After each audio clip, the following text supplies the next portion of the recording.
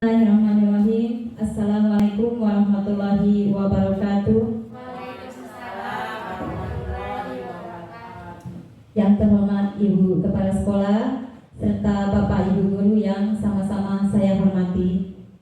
Pertama-tama, marilah kita panjatkan puji syukur kehadirat Allah Subhanahu wa Ta'ala karena atas limpahan rahmat-Nya sehingga kita dapat melaksanakan segala aktivitas kita pada hari ini dalam keadaan sehat dan bahagia. Salawat serta salam marilah kita persembahkan kepada junjungan kita Nabi Muhammad Sallallahu Alaihi Wasallam yang telah membawa kita dari zaman kegelapan ke zaman yang terang benderang, yaitu iman dan Islam. Bapak Ibu yang saya hormati, untuk mengawali acara ini marilah kita buka acara ini dengan sama-sama melafazkan basmalah. Bismillahirrahmanirrahim. Agar acara kita pada hari ini mendapat berkah dan diridhoi oleh Allah Subhanahu wa Ta'ala, marilah kita berdoa.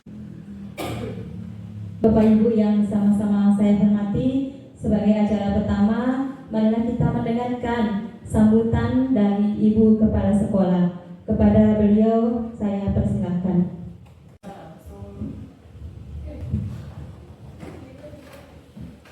Bismillahirrahmanirrahim. Assalamualaikum warahmatullahi wabarakatuh. Waalaikumsalam warahmatullahi wabarakatuh. Yang saya hormati Ibu calon guru penggerak angkatan 11, dan yang saya hormati pula Bapak dan Ibu guru SD Negeri 2 Nangwar yang sempat hadir pada kegiatan siang ini. Dengan tidak bosan-bosannya, marilah kita panjatkan puji syukur kehadirat Allah Subhanahu wa Ta'ala karena atas limpahan rahmat dan karunia-Nya kita bisa berkumpul di tempat yang mulia ini. Salawat dan salam senantiasa tercurahkan kepada Nabi besar Muhammad SAW. Semoga dengan kita berselawat kita mendapat syafaat beliau di yaumul akhir. Amin amin ya rabbal alamin. Bapak Ibu yang saya hormati, pada kesempatan ini tidak banyak yang ingin saya sampaikan. Saya mengucapkan terima kasih yang tiada terhingga kepada Bapak Ibu sekalian yang telah memberikan dukungan penuh dalam kegiatan calon guru penggerak yang dilaksanakan oleh Ibu Yusniar saat ini. Kemudian saya juga mohon maaf apabila nanti dalam kegiatan ini ada hal-hal yang tidak berkenan di hati Bapak dan Ibu. Pada kesempatan ini Ibu Yusniar akan menyampaikan kepada kita tentang salah satu materi yang didapat di calon guru penggerak angkatan 11, yaitu diseminasi budaya positif. Semoga dengan paparan yang disampaikan oleh Ibu Yusniar tadi bisa menambah pengetahuan kita tentang bagaimana kita bersikap dalam melaksanakan pembelajaran di kelas. Mungkin hanya ini yang dapat saya sampaikan. Untuk selanjutnya saya persilakan kepada Ibu Yusniar untuk menyampaikan materi. Assalamualaikum warahmatullahi wabarakatuh. Terima kasih saya sampaikan kepada Ibu Kepala Sekolah. Nah, kegiatan diseminasi ini adalah salah satu bentuk tugas kami di dalam pendidikan guru penggerak. Di dalam pendidikan atau di dalam modul budaya positif itu ada 6 hal yang kami pelajari dan akan saya bagikan sekarang bersama Bapak Ibu. Yang pertama adalah disiplin positif dan nilai-nilai kebajikan universal. Terus yang kedua, teori motivasi, hukuman dan penghargaan, restitusi. Yang ketiga, keyakinan kelas. Yang keempat, kebutuhan dasar manusia dan dunia berkualitas. Yang kelima, restitusi. 5, posisi kontrol. Dan yang keenam adalah segitiga restitusi. Kita masuk pada pembelajaran pertama, yaitu disiplin positif dan nilai-nilai kebajikan universal.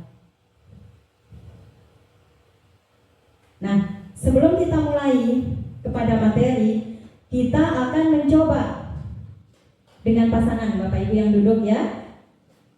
Kita akan mencoba kegiatan cobalah buka. Jadi di sini diharapkan Bapak Ibu ada yang berperan sebagai A dan ada yang berperan sebagai B. Bapak Ibu yang berperan sebagai A dan teman Anda berperan sebagai B. Mungkin Ibu Sumani bisa ke depan duduk berpasangan dengan Pak W. Atau tidak usah disorekan, dipikirkan saja ya. Berpasangan. Ya. Ya, Ibu kepala sekolah bekerja dengan Ibu Sophie boleh.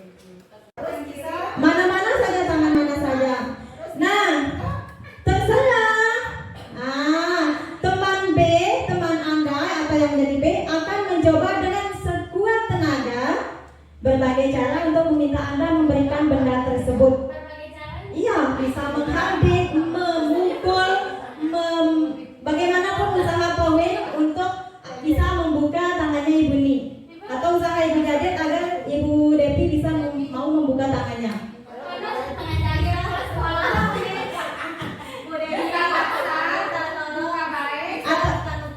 Terserah, buka paksa, buka baik.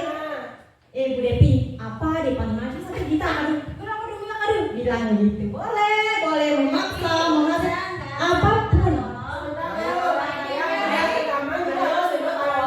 Terserah, kalau mau dipertahankan, pertahankan, kalau mau membuka. Nah, ayo, silakan dicoba.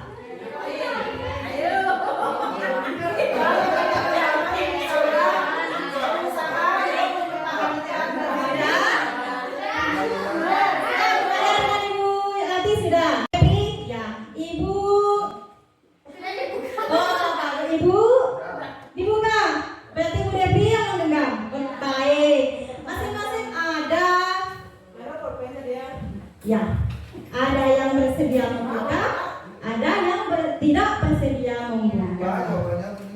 Oke. Yang paling berharga dan berharga. Nah, yang paling berharga. Nomor 1, apakah Anda atau B membuka kepalan tangan Anda? Siapa yang membuka kepalan tangannya tadi? Buni. Ya. Apa alasan Ibu Ni membuka tangannya tadi? Nggak memaksa, Pak gue. Kawin memaksa. Siapa lagi? Ibu Maya. Apa? Ibu Maya membuka atau menggenggam tadi? Bersedia membuka? Bersedia saling tukar. Saling tukar.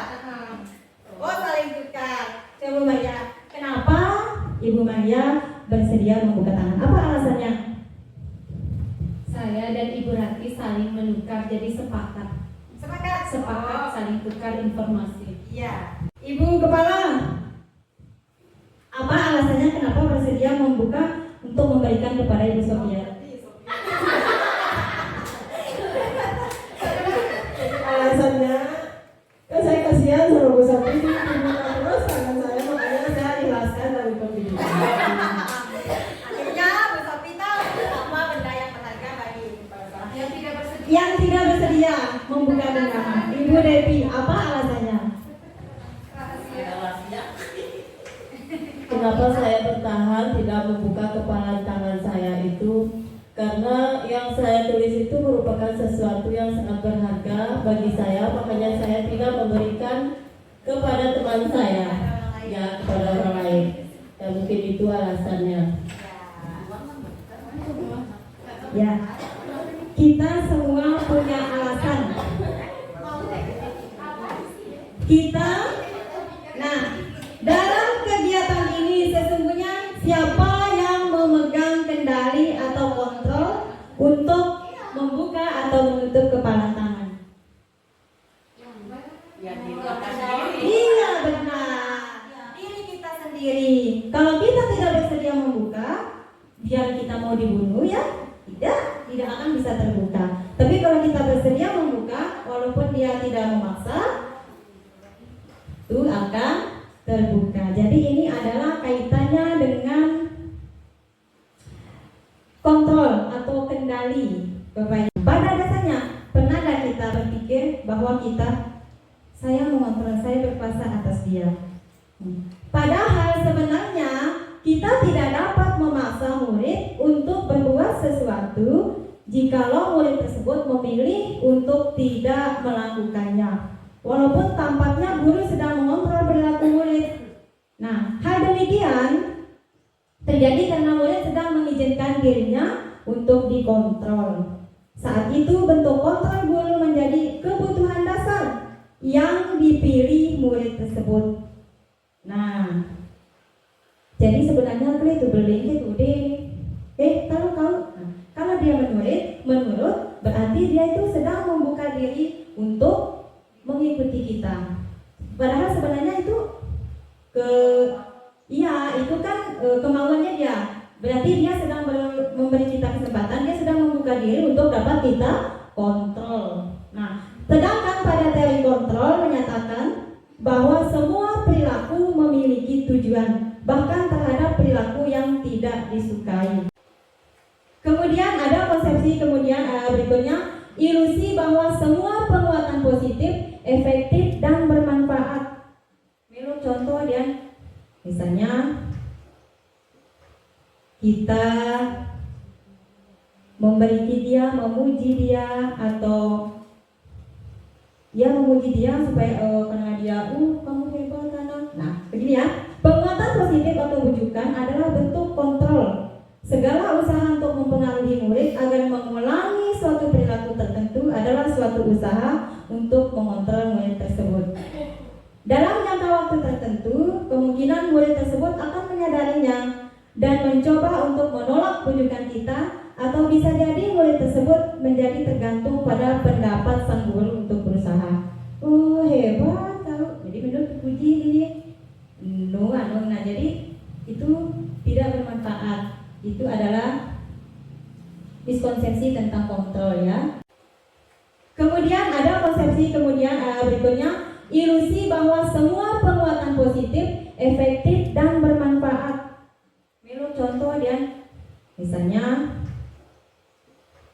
kita memuji dia atau memuji dia supaya karena dia kamu hebat karena. Nah, begini ya. Penguatan positif atau bujukan adalah bentuk kontrol. Segala usaha untuk mempengaruhi murid agar mengulangi suatu perilaku tertentu adalah suatu usaha untuk mengontrol murid tersebut. Dalam jangka waktu tertentu, kemungkinan murid tersebut akan menyadarinya dan mencoba untuk menolak bujukan kita, atau bisa jadi murid tersebut menjadi tergantung pada pendapat sang guru untuk berusaha. Oh hebat tahu, jadi menurut puji ini. Nah jadi itu tidak bermanfaat. Itu adalah miskonsepsi tentang kontrol ya. Kemudian yang ketiga, ilusi bahwa kritik dan membuat orang merasa bersalah dapat menguatkan karakter. Kalau dari salah tuh dia kritik atau tuh itu marah supaya dia menjadi berubah jadi baik, itu sebenarnya ilusi ya. Menggunakan kritik dan rasa bersalah untuk mengontrol murid menuju pada identitas gagal. Mereka belajar untuk merasa buruk tentang diri mereka. Mereka mengembangkan dialog diri yang negatif. Kadangkala sulit bagi guru untuk mengidentifikasi bahwa mereka sedang melakukan perilaku ini, karena seringkali guru cukup menggunakan suara halus untuk menyampaikan pesan negatif. Selanjutnya ada ilusi bahwa orang dewasa memilih hak untuk memaksa. Nah, mungkin yang ini yang sering terjadi ya. Banyak orang dewasa yang percaya bahwa mereka memiliki tanggung jawab untuk membuat murid-murid berbuat hal-hal tertentu. Adapun hal yang dilakukan dapat diterima selama ada sebuah kemajuan berdasarkan sebuah pengukuran kinerja. Pada saat itu pula orang dewasa akan menyadari bahwa perilaku memaksa tidak akan efektif untuk jangka waktu panjang dan sebuah hubungan permusuhan akan terbentuk. Ini adalah perubahan paradigma stimulus respon ke teori kontrol. Menurut stimulus respon, kita mencoba mengubah orang agar berpandangan dengan kita, berpandangan sama dengan kita. Kita sering seperti itu ya. teori kontrol, kita berusaha memahami pandangan orang lain tentang dunia. Kemudian perilaku buruk dilihat sebagai suatu kesalahan. Itu menurut stimulus respon. Sedangkan teori kontrol, semua perilaku memiliki tujuan. Orang lain bisa mengontrol saya. Menurut teori kontrol, hanya Anda yang bisa mengontrol diri Anda. Saya bisa mengontrol orang lain. Anda tidak bisa mengontrol orang lain. Itu menurut teori kontrol.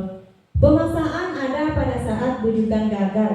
Nah, biasa kalau kita sudah gagal membujuk tu halus, tu anu nih, tu paksa mau. Ternyata menurut teori kontrol, kolaborasi dan konsensus menciptakan pilihan-pilihan baru. Model berpikir menang kalah. Kalau menurut teori kontrol, model berpikir menang. Nah, apakah makna disiplin?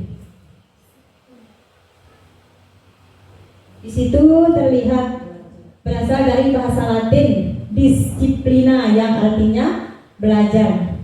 Makna asal dari kata ini berkonotasi dengan disiplin diri dari murid-murid Sokrates dan Plato. Menurut Sokrates dan Plato ya, disiplin diri membuat orang menggali potensinya menuju sebuah tujuan, apa yang dia hargai. Namun, dalam budaya kita, makna kata disiplin telah berubah menjadi sesuatu yang dilakukan seseorang pada orang lain untuk mendapatkan kepatuhan. Kecenderungan umum adalah menghubungkan kata disiplin dengan ketidaknyamanan, bukan dengan apa yang kita hargai atau pencapaian suatu tujuan mulia.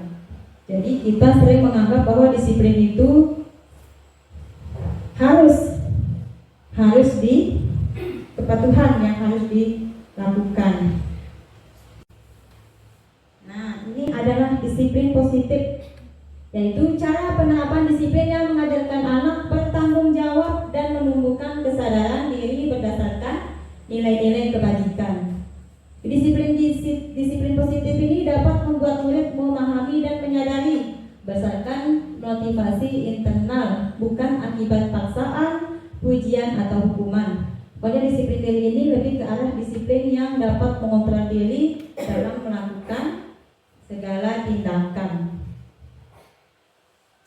Kemudian ada nilai-nilai kebajikan universal. Apa itu nilai-nilai kebajikan universal? Adalah sifat-sifat positif manusia yang merupakan tujuan mulia yang ingin dicapai setiap individu.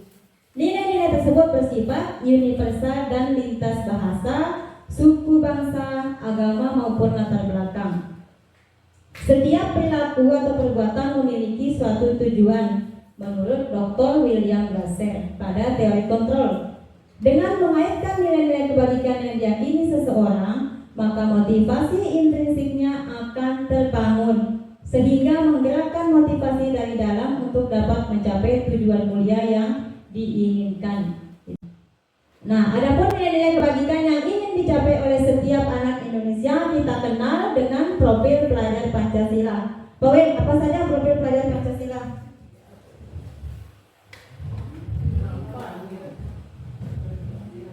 Mandiri, gotong royong, beriman dan bertakwa kepada Tuhan Yang Maha Esa dan berakhlak mulia, kreatif, bernalar kritis.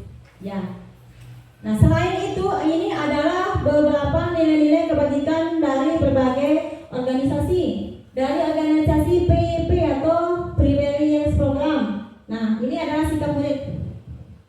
Menurut nilai kebajikan, menurut PIP ya, sikap muridnya itu toleransi, rasa hormat, integritas, mandiri, menghargai, antusias, empati, keingintahuan, kreativitas, kerjasama, percaya diri, komitmen. Nah, itu menurut PIP. 9 pilar karakter Indonesia: cinta Tuhan dan segenap ciptaannya, kemandirian dan tanggung jawab, kejujuran, diplomatis, hormat dan santun, dermawan, suka menolong dan gotong royong, percaya diri, kreatif dan pekerja keras, kepemimpinan dan keadilan, baik dan rendah hati, toleransi, kedamaian dan kesatuan. Nah, kalau nilai kebajikan universal menurut petunjuk organisasi, petunjuk sumber hidup dan keterampilan hidup, lifelong guidance and life skill. Itu ada.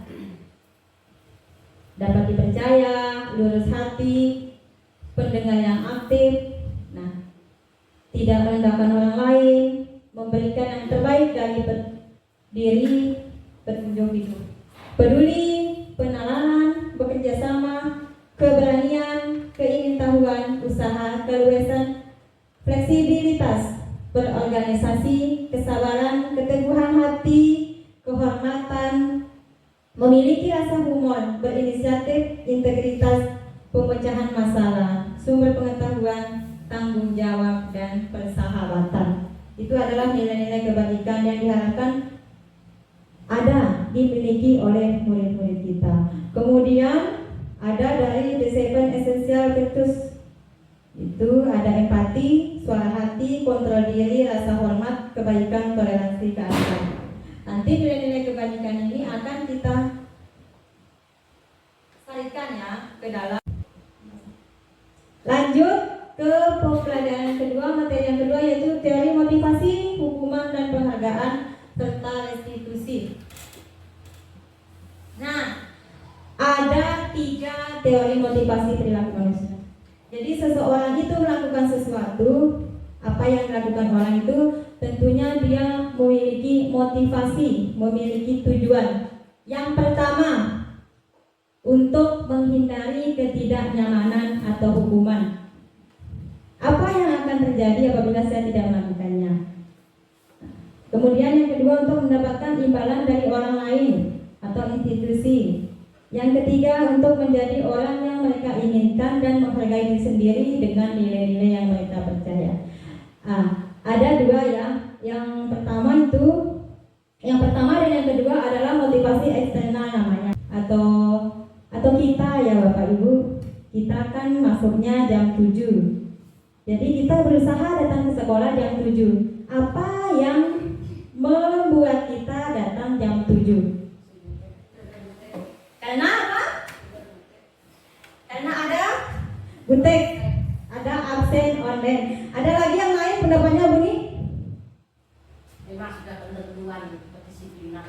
Ketentuan. Kalau seandainya tidak ada aturan, apakah Ibu mau?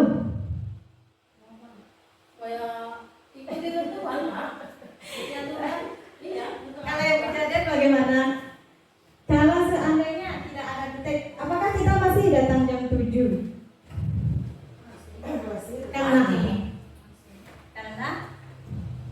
Karena sudah ada aturannya di sekolah.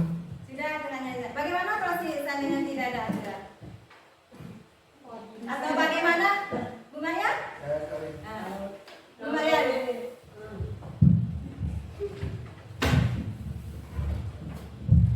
Karena anak-anak sudah banyak yang datang, jadi sekalian untuk mengawasi anak-anak sebelum masuk sekolah, sebelum masuk kelas. Pak Win, ada pendapat mungkin siapa? Bismillahirrahmanirrahim. Assalamualaikum warahmatullahi wabarakatuh. Saya sebagai guru berpendapat apa yang disampaikan oleh moderator tadi, bahwa itu merupakan tupoksi kita. Kalau sudah menjadi tupoksi kita, apapun itu lebih pagi kita harus datang. Karena apa kata pepatah atau yang disebut dengan pencurian dayani, kita berdiri duluan sebelum dilihat sama guru. Itu mungkin tujuan kita pagi-pagi datang ke sekolah. Terima kasih. Ada yang lain? Ibu Pala mungkin?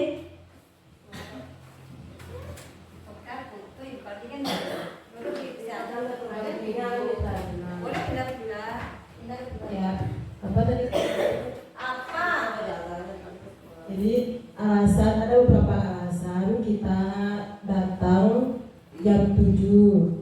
Yang pertama, sesuai dengan yang disampaikan oleh Pak Win tadi, itu sudah menjadi tugas pokok kita sebagai guru, datang lebih awal daripada anak-anak. Kemudian di jam kerja kita sebagai pegawai negeri sudah tercantum bahwa jam kerja kita sudah mulai jam 7 sampai jam 2. Dan yang tidak kalah pentingnya, alasan kenapa kita harus datang jam 7, baik ada aturan ataupun tidak ada aturan, karena kita merasa sudah tertanam dalam diri kita bahwa kita ini sebagai guru ada yang menunggu kita di sekolah, ya, yaitu anak-anak. Banyak yang kita pertimbangkan. Kalau kita datang terlambat, anak-anak sudah banyak, kemungkinan anak-anak itu ada yang berkelahi, ada yang jatuh, ada yang apa, tidak ada yang melihat dia kalau kita tidak datang lebih awal dari anak-anak. Mungkin itu melakukan perilaku kita yang membuat kita melakukan segala sesuatu itu ditentukan. Ada 3 ya. Jadi yang pertama itu untuk menghindari ketidaknyamanan. Misalnya begini, apa yang akan terjadi apabila saya tidak melakukannya? Jadi itu penyebab kita melakukannya. Jadi karena ada motivasi eksternal, karena ada butek, saya harus datang termaju, saya harus datang yang 7. Itu adalah motivasi eksternal. Lalu yang kedua, untuk mendapatkan imbalan dari orang lain. Misalnya saya harus datang pagi-pagi supaya menjadi guru teladan dan mendapat hadiah atau pujian misalnya. Lalu yang ketiga, untuk menjadi orang yang mereka inginkan dan menghargai diri sendiri dengan nilai-nilai yang mereka percaya. Ini adalah motivasi internal yang hadir dari dalam diri kita tanpa ada paksaan, tanpa ada imbalan atau apapun. Dan motivasi internal ini adalah tujuan disiplin positif kita. Nah, jadi disiplin itu tercipta dengan adanya motivasi dari dalam diri murid dan kita warga sekolah. Nah, untuk menghindari kenyamanan atau hukuman, menghindari ketidaknyamanan, ini adalah tingkat terendah dari motivasi perilaku manusia. Biasanya orang yang motivasi perilakunya untuk menghindari hukuman akan bertanya, apa yang akan terjadi apabila saya tidak melakukannya? Sebenarnya mereka sedang menghindari permasalahan yang akan muncul dan berpengaruh pada mereka secara fisik, psikologis maupun tidak terpenuhinya kebutuhan mereka bila mereka tidak melakukan tindakan tersebut. Ya, sepertinya kita juga pernah ya, atau sekali, 2 kali kita sudah pernah kita melakukan itu. Kemudian untuk mendapatkan imbalan atau penghargaan dari orang lain. Nah, satu tingkat di atas motivasi yang pertama. Di sini orang yang berperilaku untuk mendapatkan imbalan atau penghargaan dari orang lain, maka orang dengan motivasi ini akan bertanya, apa yang akan saya dapatkan apabila saya melakukannya? Mereka melakukan sebuah tindakan untuk mendapatkan pujian dari orang lain yang menurut mereka penting dan mereka letakkan dalam dunia berkualitas mereka. Jadi mereka juga melakukan untuk mendapatkan hadiah, pengakuan atau imbalan.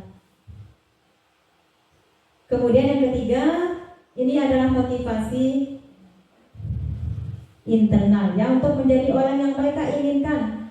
Saya harus datang karena saya ingin menjadi orang disiplin gitu ya, dan menghargai diri sendiri dengan nilai-nilai yang mereka percaya. Orang dengan motivasi ini akan bertanya, akan menjadi orang yang seperti apa apabila saya melakukannya? Mereka melakukan sesuatu karena nilai-nilai yang mereka yakini dan hargai, dan mereka melakukannya karena mereka ingin menjadi orang yang melakukan nilai-nilai yang mereka yakini tersebut. Ini adalah motivasi yang akan membuat seseorang memiliki disiplin positif, karena motivasi perilakunya tersebut bersifat internal dari dalam dirinya. Hukuman, konsekuensi, dan restitusi. Nah, kita sudah masuk ke hukuman, konsekuensi. Dalam menjalankan peraturan atau keyakinan kelas atau sekolah, bila mana ada suatu pelanggaran, tentunya sesuatu harus terjadi. Untuk itu, kita perlu meninjau ulang tindakan penegakan peraturan atau keyakinan kelas atau sekolah kita selama ini. Tindakan tersebut, tindakan terhadap suatu pelanggaran pada umumnya berbentuk hukuman atau konsekuensi. Nah, misal itu ada kode itu melanggar, maka refleks kita paling akan menghukum mereka atau memberikan mereka konsekuensi atas kesalahan mereka. Nah, apakah perbedaan antara hukuman dan konsekuensi? Bila sama, di mana samanya? Bila berbeda, di mana berbedanya? Siapa yang bisa? Mungkin ada yang sudah pernah mendengar apa hukuman, apa konsekuensi? Pak Win mungkin bisa? Apa perbedaan hukuman dan konsekuensi?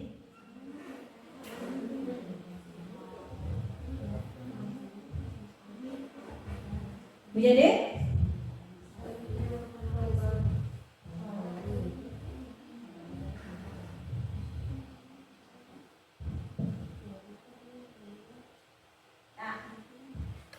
Kata disiplin tanpa tambahan kata positif di belakangnya sesungguhnya sudah merupakan identitas sukses dan hukuman merupakan identitas gagal. Nah, welcome to disiplin nih berarti kita sudah memiliki identitas sukses. Nah, kalau kita dapat hukuman berarti identitas gagal. Disiplin yang sudah bermakna positif terbagi menjadi dua, yaitu disiplin dalam bentuk konsekuensi dan disiplin dalam bentuk restitusi. Lalu apa itu restitusi? Nah, restitusi adalah proses menciptakan kondisi bagi murid untuk memperbaiki kesalahan mereka sehingga mereka bisa kembali pada kelompok mereka dengan karakter yang lebih kuat. Restitusi juga merupakan proses kolaboratif yang mengajarkan murid untuk mencari solusi untuk masalah mereka dan membantu murid berpikir tentang orang seperti apa yang mereka ingin menjadi tujuan mulia dan bagaimana mereka harus memperlakukan orang lain. Ada 9 ciri-ciri restitusi. Yang pertama, bukan untuk menebus kesalahan, namun untuk belajar dari kesalahan. Kemudian dapat memperbaiki hubungan. Yang ketiga, tawaran, bukan paksaan. Yang keempat, restitusi menuntut untuk melihat ke dalam diri. Restitusi mencari kebutuhan dasar yang mendasari tindakan. Restitusi diri adalah cara yang paling baik. Restitusi fokus pada karakter, bukan tindakan. Restitusi fokus pada solusi. Restitusi mengembalikan murid yang berbuat salah pada kelompoknya. Bisa lihat Ibu? Tidak bisa. Nah, ini saya bacakan ya. Ini adalah perbedaan hukuman dan disiplin. Disiplin itu tadi sudah ya, ada 2 disiplin. Ada konsekuensi dan restitusi. Kalau hukuman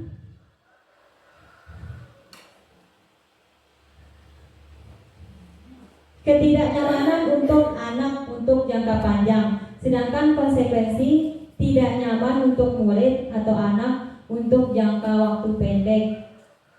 Selanjutnya pada restitusi menguatkan untuk murid atau anak dalam jangka waktu panjang.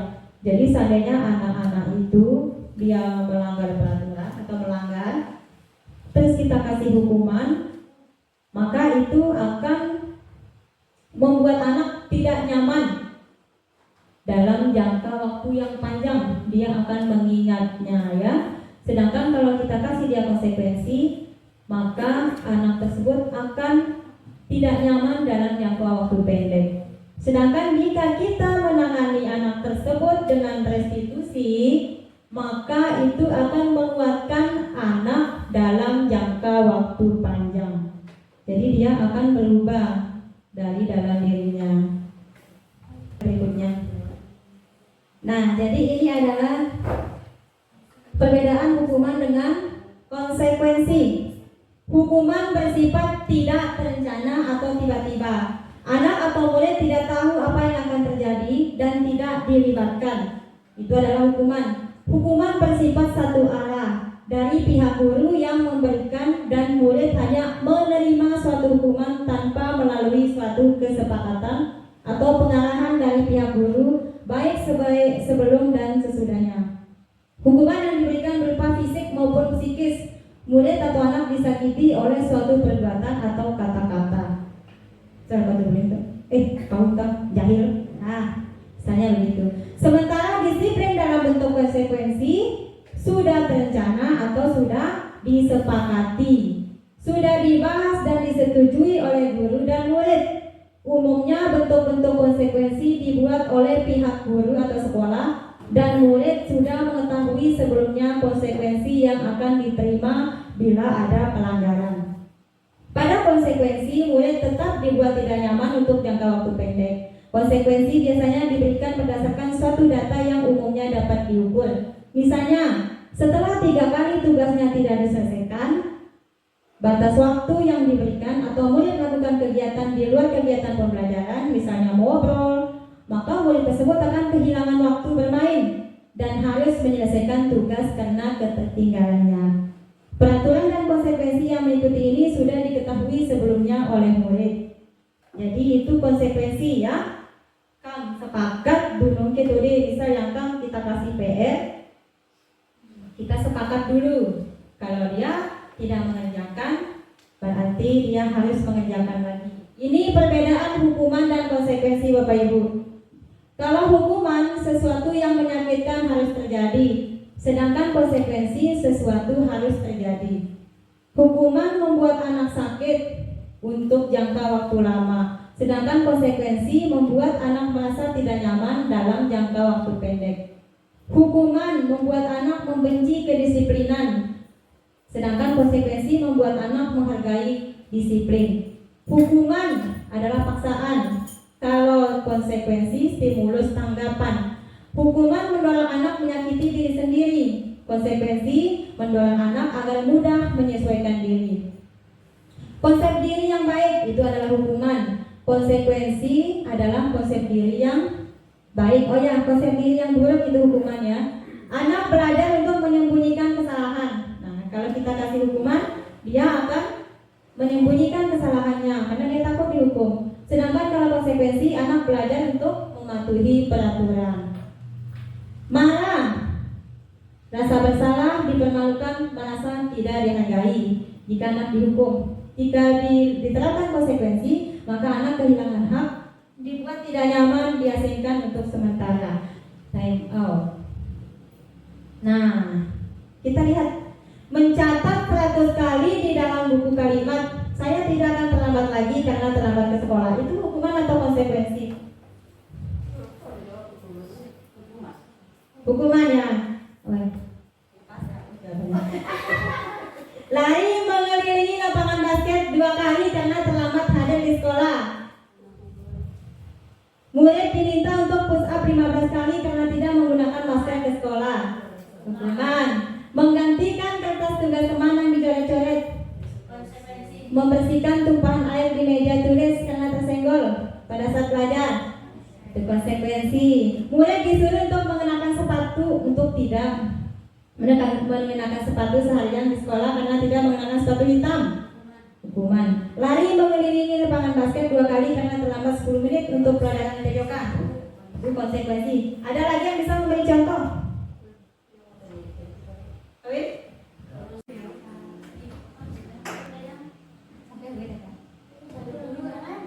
Ya, Al-Fikr mengungkapkan baik penghargaan maupun hukuman adalah cara-cara mengontrol perilaku seseorang yang menghancurkan potensi untuk pembelajaran yang sesungguhnya. Jadi menghukuman kita, walaupun kita penghargaan, misalnya kita beri hadiah, berarti itu juga termasuk mengontrol perilaku seseorang yang dapat menghancurkan potensinya. Itulah yang dinamakan dihukum oleh penghargaan ya.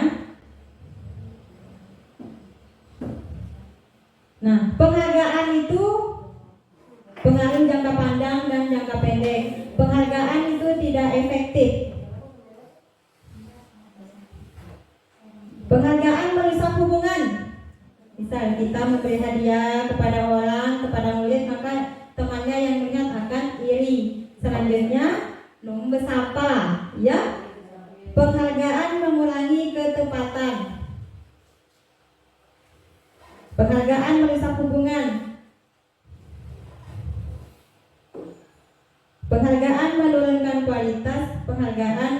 bisa mematikan kreativitas. Dan penghargaan menghukum. Nah ini, penghargaan menghukum mereka yang tidak mendapatkan penghargaan. Misalnya dalam sistem ranking, mereka yang mendapatkan ranking kedua akan merasa paling dihukum. Selanjutnya, materi yang ketiga adalah keyakinan kelas. Ini adalah mengapa harus keyakinan kelas, mengapa tidak peraturan kelas. Mengapa kita memiliki peraturan harus menggunakan helm bila mengendarai kendaraan roda 2? Ada yang bisa mengetahui jawabannya?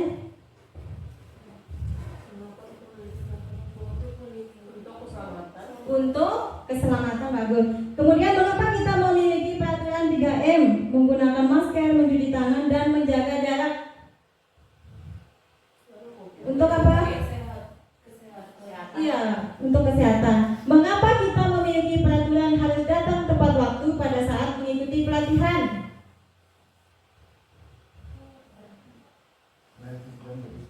Ya, supaya kita tidak ketinggalan materinya. Nilai-nilai keselamatan untuk kesehatan. Nah, misalnya kalau kita tidak menggunakan helm, ya, maka kita jadi menurut Bapak Ibu tadi, karena untuk keselamatan benar, nilai-nilai keselamatan atau kesehatan inilah yang kita sebut sebagai suatu keyakinan. Jadi kita meyakini kalau kita memakai helm berarti kita akan selamat, terhindar dari bahaya. Begitu juga dengan memakai masker, ya. Nah, pada pembelajaran disiplin dan nilai-nilai kebajikan universal, kita telah mempelajari tentang nilai-nilai kebajikan yang menjadi landasan kita dalam membuat suatu keyakinan kelas. Jadi suatu keyakinan kelas itu dibuat berdasarkan nilai-nilai kebajikan universal. Ya, ini adalah, nah, jika peraturan kelas, nah ini awalnya peraturan kelas, kemudian disalurkan menjadi keyakinan. Jika sudah tercapai keyakinan, jika keyakinan ini sudah dilaksanakan, maka lingkungan positif akan tercipta. Jika lingkungan positif akan tercipta, maka budaya positif sudah tercipta di suatu lingkungan, sekolah, komunitas. Ada keyakinan kelas, pembentukan keyakinan kelas ini cara membuat keyakinan kelas, Bapak Ibu, ya. Keyakinan kelas bersifat lebih abstrak daripada peraturan yang lebih rinci dan konkret. Keyakinan kelas berupa pernyataan universal. Pernyataan keyakinan kelas senantiasa dibuat dalam bentuk positif. Keyakinan kelas hendaknya tidak terlalu banyak sehingga mudah diingat dan dipahami oleh semua warga kelas. Keyakinan kelas sebaiknya sesuatu yang dapat diterapkan di lingkungan tersebut. Semua warga kelas hendaknya ikut berkontribusi dalam pembuatan keyakinan kelas lewat curah pendapat. Ini adalah langkah-langkah menentukan keyakinan kelas. Jadi yang pertama, kita memunculkan peraturan-peraturan yang perlu ditaati warga kelas. Pertama nih Bu, kita kumpulkan anak murid, lalu kita tanyakan mereka apa yang akan menjadi peraturan di dalam kelas kita. Kemudian peraturan tersebut kita rubah menjadi kalimat yang positif. Misal tulis tidak boleh bermain saat belajar. Jadi kalimat positifnya bagaimana? Kita pergikan kalimat negatifnya, ya. Jadi bagaimana kalimat positifnya? Tidak boleh bermain saat belajar.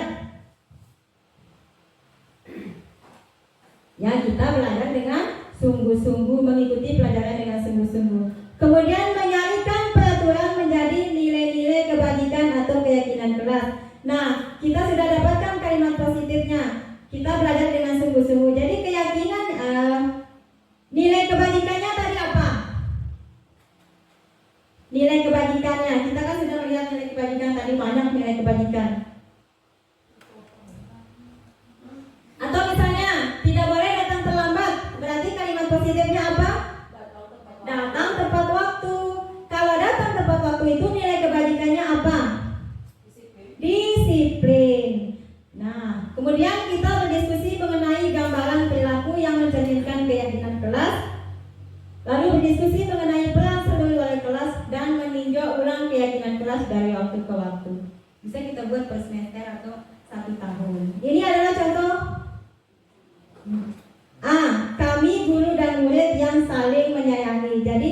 kepada nilai kebajikannya, yaitu saling menyayangi. Kemudian kami murid yang semangat belajar, ada nilai kebajikannya yaitu semangat. Lalu contohnya kami murid yang peduli dengan teman, nilai kebajikannya adalah peduli. Keyakinan kelas, selalu kembalikan buku ke tempatnya, itu peraturan. Keyakinan kelasnya adalah tanggung jawab. Dilarang mengganggu orang lain. Keyakinan kelas menghormati orang lain.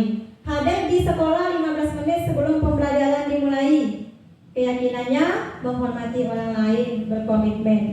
Dilarang melakukan kekerasan. Keyakinannya keselamatan, menghormati orang lain. Dilarang menggunakan narkoba. Keyakinannya adalah kesehatan. Bergantian atau menunggu giliran. Ya, keyakinannya adalah menghormati orang lain dan bersabar. Gunakan masker, keyakinannya kesehatan dan keselamatan. Jangan berlari di kelas atau koridor. Itu adalah keselamatan. Ini untuk yang keempat, yaitu kebutuhan dasar manusia dan dunia berkualitas. Ada 5 kebutuhan dasar manusia, Bapak Ibu. Yang pertama, bertahan hidup. Yang kedua, kasih sayang dan rasa diterima. Yang ketiga, penguasaan. Yang keempat, kesenangan. Dan yang kelima adalah kebebasan. Nih, kebutuhan dasar manusia, kebutuhan bertahan hidup, kasih sayang dan rasa diterima, penguatan, penguasaan, kebebasan, dan kesenangan. Kebutuhan bertahan hidup adalah kebutuhan yang bersifat fisiologis. Untuk bertahan hidup misalnya kesehatan, rumah, dan makanan. Lalu kalau kebutuhan kasih sayang dan rasa diterima yaitu kebutuhan psikologis itu ya, kebutuhan untuk disayangi dan diterima, meliputi kebutuhan akan hubungan dan koneksi sosial. Bisa dengan teman, bisa dengan keluarga. Itu kebutuhan kasih sayang dan rasa diterima. Kebutuhan penguasaan atau pengakuan atas kemampuan. Ini kebutuhan berhubungan dengan kekuatan untuk mencapai sesuatu ya, menjadi kompeten, menjadi terampil, diakui atas prestasi dan keterampilan kita. Itu kebutuhan penguasaan. Lalu ada kebebasan. Kebebasan itu kebutuhan akan kemandirian, otonomi, dan memiliki pilihan dan mampu mengendalikan arah hidup seseorang.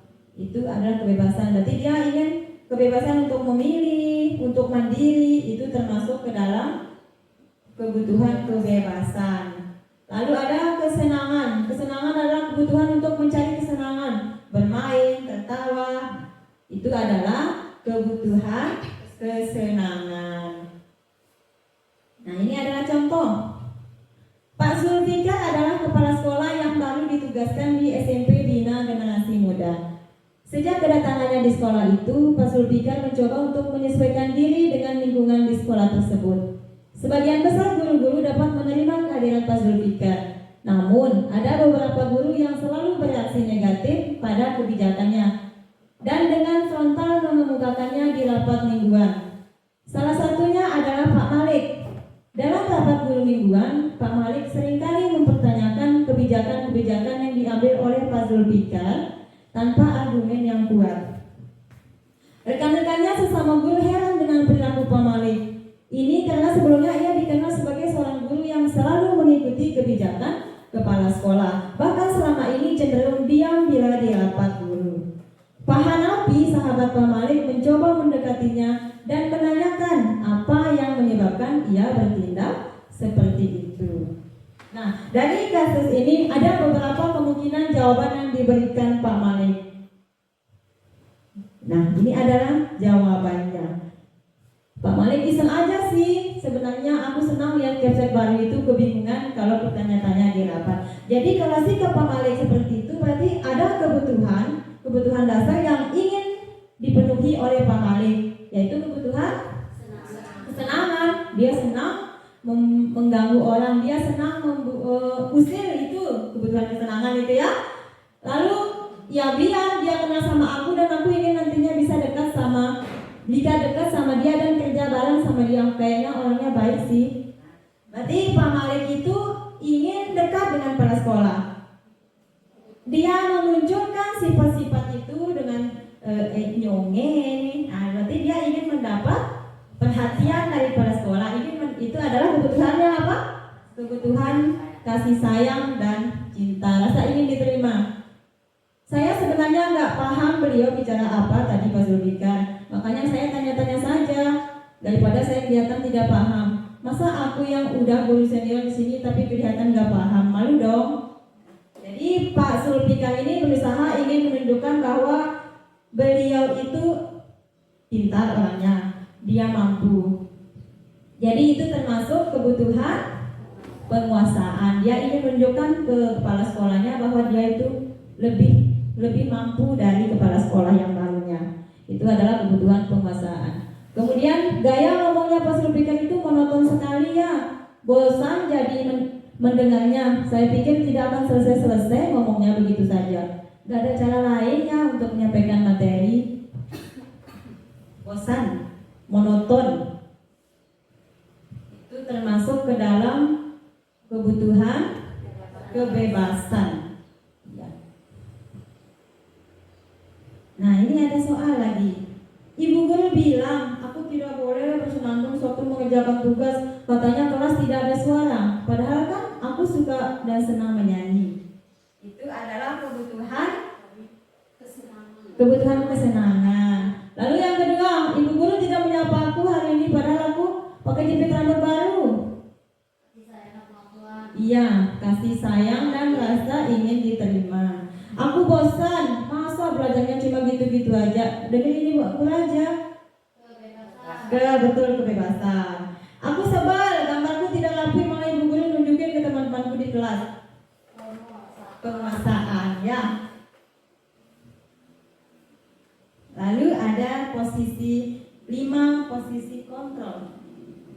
Ada 5 posisi kontrol, Bapak Ibu. Yang pertama ada penghukum, pembuat rasa bersalah, teman, pemantau, dan manajer. Nah, penghukum. Seorang penghukum bisa menggunakan hukuman fisik maupun verbal. Orang-orang yang menjalankan posisi penghukum senantiasa mengatakan bahwa sekolah memerlukan sistem atau alat yang dapat lebih menekan murid-murid lebih dalam lagi. Guru yang menerapkan posisi penghukum akan berkata, patuhi aturan saya atau awas, kamu selalu saja salah, pasti selalu yang terakhir selesai. Nah, hasilnya apa? Bagaimana perasaan murid bila guru bicara seperti itu pada saat muridnya datang terlambat? Kemungkinan murid marah dan mendendam atau bersifat agresif. Bisa jadi sesudah kembali duduk, murid tersebut akan mencoret-coret bukunya atau meja tulisnya. Lebih buruk lagi, sepulang sekolah murid akan melihat motor atau mobil Pak Guru dan menggoreskan kendaraan tersebut dengan paku. Jadi murid akan menjadi pendendam ya kalau kita menghukum dia. Ada pembuat rasa bersalah. Ini adalah posisi kontrol yang kedua. Nah, posisi ini biasanya guru akan bersuara lembut, pembuat rasa bersalah. Dia akan berkata, ibu sangat kecewa sekali dengan kamu. Berapa kali ibu harus memberitahu kamu? Nah, bagaimana hasilnya jika seorang guru mengatakan seperti itu kepada murid? Murid akan merasa bersalah karena telah mengecewakan ibu dan bapak gurunya. Murid akan menjadi orang yang gagal, merasa dia jadi gagal dan tidak sanggup membahagiakan orang lain. Jadi dia kepikiran terus. Kalau seandainya kita berbicara seperti itu ke dia akan memendam perasaan gagalnya itu. Lalu kadang-kadang sikap seperti ini lebih berbahaya dari sikap penghukum karena emosinya akan tertanam rapat di dalam. Murid menahan perasaan. Kalau yang murid yang mendapat hukuman yang dihukum, dia akan mendendam. Tapi dia akan mengekspresikan itu perasaannya langsung. Lalu kalau murid yang diatasi dengan posisi begini, pembuat rasa bersalah, dia akan menyimpan perasaannya. Dan suatu saat, murid tertekan seperti inilah, dia akan menumpahkan amalnya walaupun dengan cara negatif. Bila malahnya meletus, bisa menyakiti diri sendiri dan orang lain. Bisa jadi dia akan bunuh diri ya Bapak Ibu, karena dia itu sudah bosan, sudah kepikirannya sudah blank pikirannya itu. Lalu ada posisi teman. Guru pada posisi ini tidak akan menyakiti murid, namun akan tetap berupaya mengontrol murid melalui persuasi. Posisi teman pada guru bisa negatif, bisa positif. Positif berupa hubungan baik yang terjalin antara guru dan murid. Sedangkan di guru di posisi teman menggunakan hubungan baik dan humor untuk mempengaruhi seseorang. Mereka akan berkata, ayo bantulah demi Bapak ya, ayo, ingat tidak bantuan Bapak selama ini. Ya sudah, kali ini tidak apa-apa, nanti Ibu bantu. Akibatnya apa? Murid akan merasa senang dan akrab dengan guru itu. Ini termasuk dampak yang positifnya. Tetapi dampak negatifnya, murid akan tergantung pada guru tersebut. Seandainya guru tersebut tidak datang, maka murid tersebut akan merasa mendapat masalah. Bila yang mendapat masalah, dia merasa bisa mengandalkan guru. Kemudian posisi pemantau. Posisi ini memantau berarti mengawasi. Pada saat kita mengawasi, kita bertanggung jawab atas perilaku orang-orang yang kita awasi. Pertanyaannya biasa yang diajukan oleh pemantau, peraturannya apa? Apa yang telah kamu lakukan? Sanksi atau konsekuensinya apa? Bagaimana perasaan murid diperlakukan seperti itu? Hasilnya, murid memahami konsekuensi yang harus dijalani karena telah melanggar salah satu peraturan sekolah. Guru tidak menunjukkan suatu emosi yang berlebihan, menjadi marah atau membuat merasa bersalah. Murid tetap dibuat tidak nyaman, yaitu harus tinggal kelas pada waktu jam istirahat. Misalnya dia tidak mengerjakan PR atau tidak mengerjakan tugas, atau dia belum selesai tugasnya, sedangkan sudah waktu keluar main. Jadi guru memberitahukan kepada dia peraturannya atau konsekuensinya yang harus dia jalani, yaitu dia harus mengerjakan walaupun jam istirahat. Akibatnya dia tidak mendapatkan waktu istirahatnya, dan dia juga akan merasa dipantau, tidak nyaman karena dipantau, yang tokling guru ini sampai selesai dia mengerjakan. Selanjutnya ada posisi manajer. Ini adalah posisi terakhir. Posisi manajer adalah posisi di mana guru berbuat sesuatu bersama dengan murid, mempersilahkan murid mempertanggungjawabkan perilakunya, mendukung murid agar dapat menemukan solusi atas permasalahannya sendiri. Seorang manajer telah memiliki keterampilan di posisi teman maupun memantau, dan dengan demikian bisa jadi di waktu-waktu tertentu kembali kepada kedua posisi tersebut. Jadi posisi yang memungkinkan, yang sangat baik untuk kita terapkan adalah posisi manajer. Apa hasilnya? Ini ada kasusnya. Manajer dengan suara lembut, tulus, bahasa tubuh tidak kaku, mendekat ke arah murid yang melanggar. Adi, apakah kamu mengetahui jam berapa sekarang dimulai? Lalu Adi menjawab, tahu Pak, jam 7. Ya, jadi kamu terlambat. Kira-kira bagaimana kamu akan memperbaiki masalah ini? Saya bisa menanyakan teman saya Pak untuk mengejar tugas yang tertinggal. Baik, Ibu, itu bisa dilakukan. Apakah besok akan ada masalah untuk kamu agar bisa hadir tepat waktu?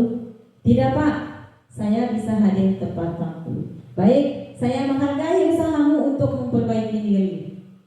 Kalau kita berbicara seperti itu kepada murid yang terlambat, bagaimana perasaan dia? Apakah dia akan malu atau bagaimana? Tentunya murid akan merasa dihargai, betul. Ini ada pernyataan-pernyataan. Saya kecewa sekali dengan kamu. Nah, itu adalah kata-kata yang diucapkan oleh guru. Nah, pembuat merasa bersalah. Kamu tidak pernah melakukannya. Ya, itu dikatakan oleh posisi penghukum. Ayolah, lakukan demi ibu. Itu posisi teman. Apakah kamu mau mendapatkan stiker bintang hari ini? Itu pemantau. Bagaimana kamu bisa menyelesaikan masalah ini? Manajer. Kamu selalu yang paling terakhir. Itu adalah kata-kata dari guru yang memerankan posisi penghukum. Ini ada contoh, siswa tidak menggunakan atribut lengkap saat upacara bendera. Kalau penghukum akan berkata, patuhi aturan sekolah atau berdiri di depan barisan. Nah, misalnya kalau ada anak yang tidak memakai topi, lalu kita ambil dia, kita suruh berdiri sendiri di barisan di samping guru misalnya. Nah, itu adalah cara penghukum.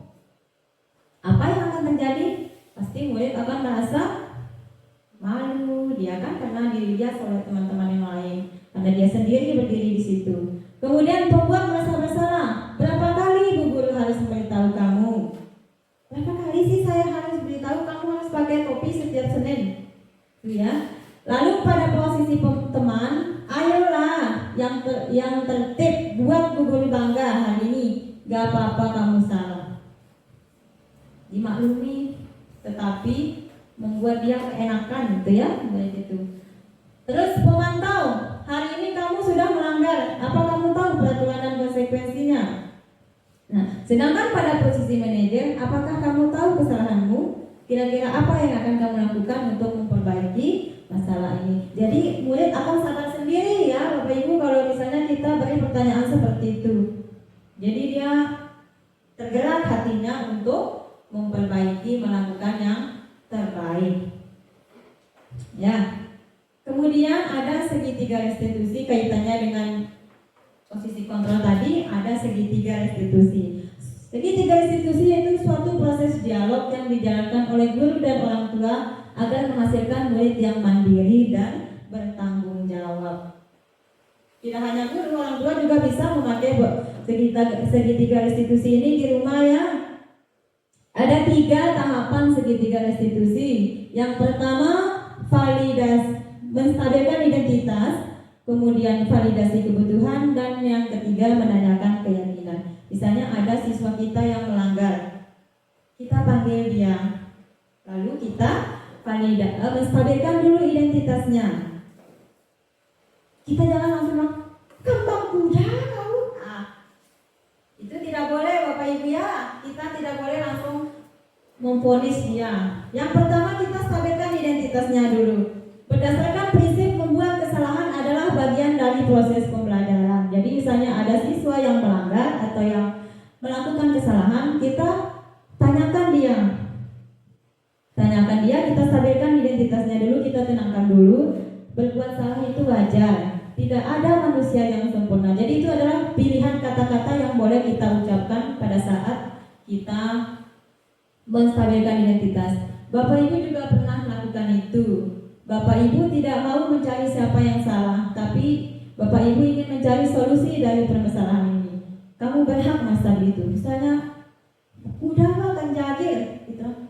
Bunyo sumpah sih, kamu berhak merasa begitu ya. Bunyo telu sahur. Kenapa kamu? Kita kasih dia pernyataan seperti itu. Kamu berhak merasa begitu. Mungkin dia memang dia harus membela diri. Kemudian kita validasi tindakan yang salah berdasarkan prinsip setiap perilaku berusaha memenuhi suatu kebutuhan tertentu. Nah, setelah kita tenangkan dia, kita stabilkan, lalu kita menanyakan sudah validasi tindakan yang salah, kita bisa mengajukan pertanyaan atau pernyataannya. Kamu pasti punya alasan mengapa melakukan hal itu. Padahal kamu bisa melakukan hal yang lebih buruk dari ini ya. Kamu patut bangga karena telah melindungi sesuatu yang penting bagimu. Benyaya tiru jawab ibu. Kamu patut bangga, atau karena telah melindungi sesuatu yang penting bagimu. Itu yang kita katakan ke dia. Kemudian setelah itu ada menanyakan keyakinan. Berdasarkan prinsip teori kontrol bahwa pada dasarnya kita termotivasi secara intrinsik. Nah, pernyataan atau pertanyaan yang kita berikan ke anak-anak, apa keyakinan kelas kita? Nilai-nilai apa yang telah disepakati bersama? Seperti apa gambaran sebuah kelas yang ideal menurutmu? Kamu ingin menjadi orang yang seperti apa? Nah, jadi kita bisa menanyakan itu. Setelah kita tanyakan, kita stabilkan identitas, kita validasi tindakan, lalu kita tanyakan keyakinannya.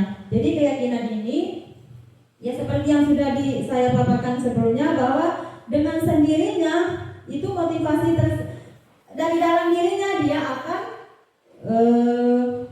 dia akan berusaha untuk memperbaiki kesalahannya, ya, tanpa kita pokoknya kamu tidak begini, tidak boleh begini, kamu harus begini. Nah, itu tidak boleh. Tapi dia itu berarti akan melakukannya sesuai yang kita mau. Sedangkan yang seharusnya adalah dari dalam dirinya dia, ya Bapak Ibu, dari dalam diri apa yang ingin diperbaiki, yang ingin dilakukan untuk memperbaiki kesalahannya. Nah, itu saja materi yang dapat saya sampaikan Bapak Ibu.